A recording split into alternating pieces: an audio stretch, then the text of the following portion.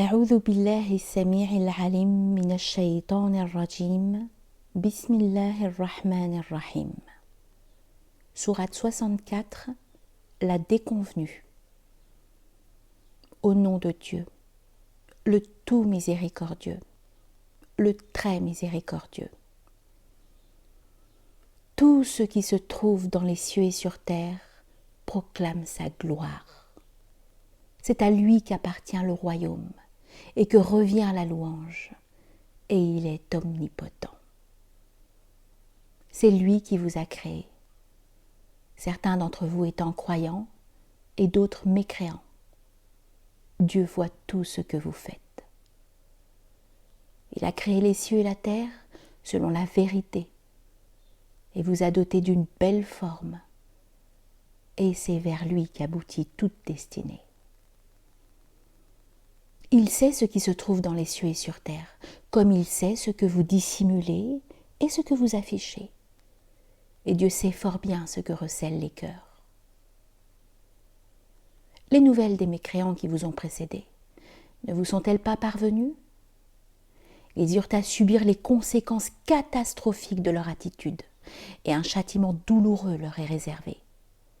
En effet, chaque fois que leurs envoyés venaient les trouver avec des preuves, ils s'étonnaient. Un homme peut-il nous guider?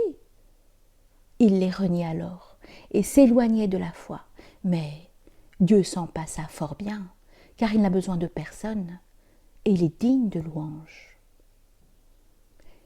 Les mécréants prétendent qu'ils ne seront pas ressuscités. Oh que si! Par mon Seigneur, vous serez ressuscités, et l'on vous rappellera quels étaient vos agissements. Et cela est pour Dieu, chose aisée. Croyez donc en Dieu et en son envoyé, ainsi qu'à la lumière que nous avons fait descendre, et Dieu est parfaitement informé de vos œuvres. Le jour où il vous rassemblera afin de comparaître, ce sera la journée de la déconvenue. Quiconque croit en Dieu et œuvre pieusement se verra effacer ses péchés et sera introduit dans des jardins arrosés par des fleuves où il demeurera jamais. Cela sera pour lui une réussite extraordinaire. Et quant aux mécréants qui traitaient nos signes de mensonges, ils seront les hôtes du feu.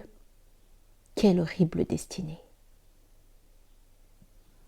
Aucun malheur ne vous frappe sans la permission de Dieu.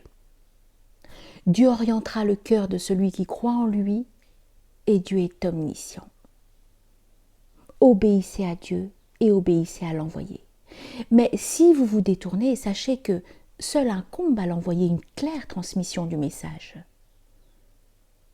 Dieu est tel qu'il n'y a de divinité que lui. Et c'est à Dieu que s'en remettent les croyants. Ô vous qui avez la foi, vous avez un ennemi en certains de vos proches, femmes ou enfants. Aussi gardez-vous d'eux. Mais si vous vous montrez indulgent, clément et pardonneur, Dieu sera à son tour pardonneur et miséricordieux. Vos biens et vos enfants ne sont qu'une tentation, et Dieu dispose d'une sublime récompense. Gardez-vous de Dieu, autant que vous le pouvez. Écoutez et obéissez, et dépensez du bien en aumône, dans votre propre intérêt. Ceux qui sauront se prémunir de la ladrerie de leur âme connaîtront la réussite. Si vous consentez à Dieu un prêt gracieux, il vous le rendra au centuple et vous pardonnera vos péchés, car Dieu est reconnaissant et longanime. Commentaire. Nous avons déjà signalé ce que les théologiens entendaient par reconnaissant, shakur, envisagé comme attribut divin. Dieu étant souverain, Rani, ne saurait faire l'objet des bienfaits de ses créateurs, de ses créatures, ni a fortiori les remercier. En conséquence, le shakur est celui qui rétribue largement ses serviteurs, sans pour autant leur être redevable de quoi que ce soit. Fin du commentaire. Connaisseur de ce qui est scellé comme de ce qui est perceptible, Il est le puissant, le sage.